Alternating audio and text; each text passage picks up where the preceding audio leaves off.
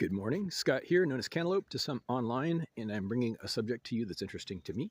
It might be of interest to you or someone you know, and that is a common trend nowadays that is having a very bad effect on people.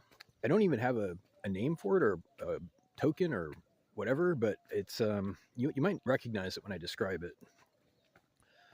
It's very common, and it has become so common that it blends in with the background. It's one of those things we take for granted, and we don't even so much notice it per se when we see it. And that is erring on the side of caution. We're told, or at least I'll speak for myself, I was told by my own family, my grandmother even, that it's prudent, it's wise to be safe, it's wise to err on the side of safety and caution. Maybe you've heard this. But here's the problem. This might be a bigger answer than any of my other videos. And I've said that in a few videos, but one of them might be right. This one might be right, actually. Erring on the side of caution undercuts your possible reward from a decision. This is big. This is a huge thing because we invest, we take risks daily with every decision we make. The only time you will make a decision is when there are multiple possible outcomes and you choose one. You want one over the other. This is the impetus for any decision, really. So already we know that one outcome is preferable, or else there would be no call for a decision. Looking at this logically, this process of decision making,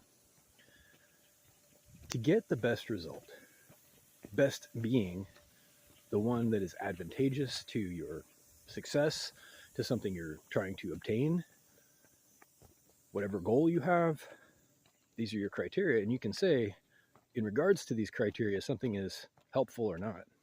If it's helpful, you can say it's good or superior or better. And it's a separate conversation, these qualitative words, superior, better, good. These people are falling out of favor, or these words are falling out of favor with people, rather, because people don't understand them anymore. They're trying to look at things agnostically, or they're removing the context. But this is a digression. So back to the subject. The subject is making a decision that is beneficial is undermined by erring habitually on the side of safety or caution. Why is that? And can I prove it? Turns out I can. I can prove it because when you invest something, we know this from literal investments, where the risk of the investment, that is its volatility, its tendency to fluctuate, its risk, the risk of the investment has a very direct and proportional relationship to the return on that investment. And you can take this example from literal investments to any decision you make, and it applies. It absolutely applies. And the real concerning part isn't that people aren't understanding this, it's how widespread the advice and quote unquote wisdom to the contrary is. And it's tearing up the world, if you ask me. If we have an entire culture and society built around the idea that safety is great and the more the better, and it turns out that safety is the worst thing you can possibly err on the side of, versus, say, optimism or an expectation of success.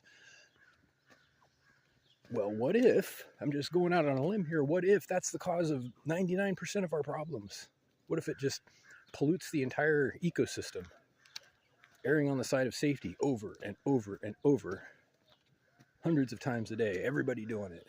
What if all of that lost energy, all of those unfavorable outcomes, because they're going to be unfavorable, if you choose the cowardly option, and that's what we're being told to do, in other words, you end up with the lesser result. And someone else doesn't even necessarily take the better result. You just lose something. You lose quality, you lose opportunity, you lose time, you lose energy. It's incredibly, spectacularly inefficient.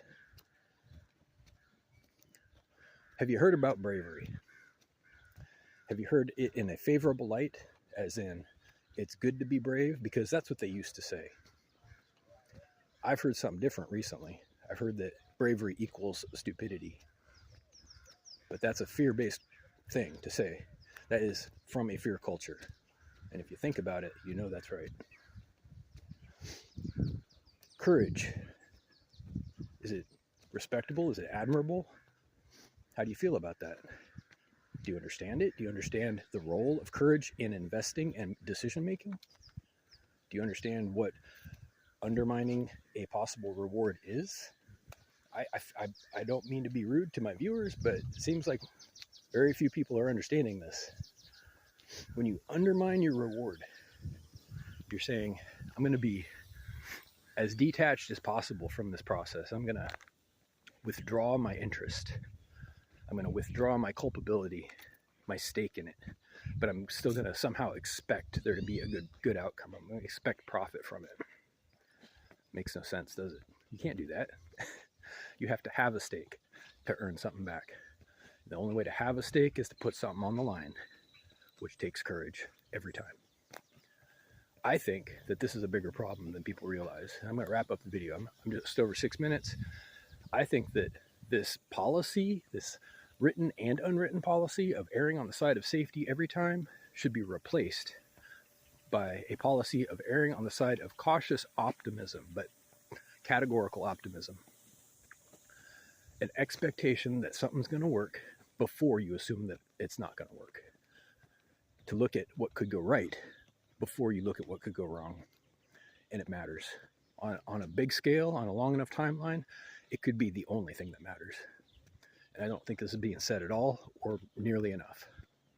Anyway, hope all that makes sense. Be courageous, be smart, be safe, but expect something good or else you won't get it. Have a great day. Reach out to whitehotrobot@gmail.com with questions or comments. Thank you.